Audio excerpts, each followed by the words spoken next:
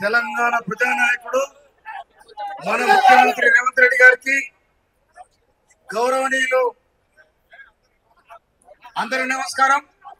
మన కాంగ్రెస్ పార్టీ అభ్యర్థి నవీన్ యాదవ్ గారికి హృదయపూర్వక స్వాగతం.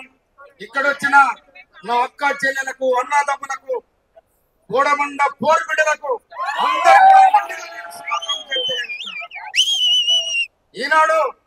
ఈనాడు జరుగుతున్న ఈ ఎన్నిక టిఆర్ఎస్ బోధపడే ఎన్నిక. ఇది టిఆర్ఎస్ దొంగర పార్టీ బోధపడే ఎన్నిక.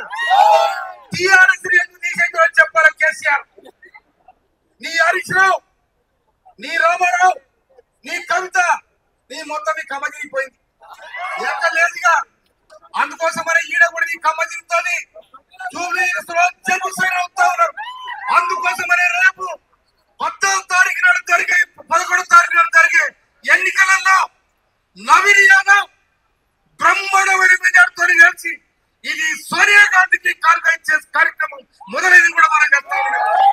మన ప్రజానాయకుడు రేవంత్ రెడ్డి గారి నాయకత్వంలో ఇవాళ రేవంత్ రెడ్డి గారు కళ్ళు వచ్చినా కూడా మురికి పడతారు. కేసీఆర్ కుటుంబం కళ్ళు వచ్చినా కూడా ఎందుకు చెల్లెకు దిక్కు, అన్నకు దిక్కు, బావుకు దిక్కు, వాళ్ళు బాగా ఆనందమైండ్రు.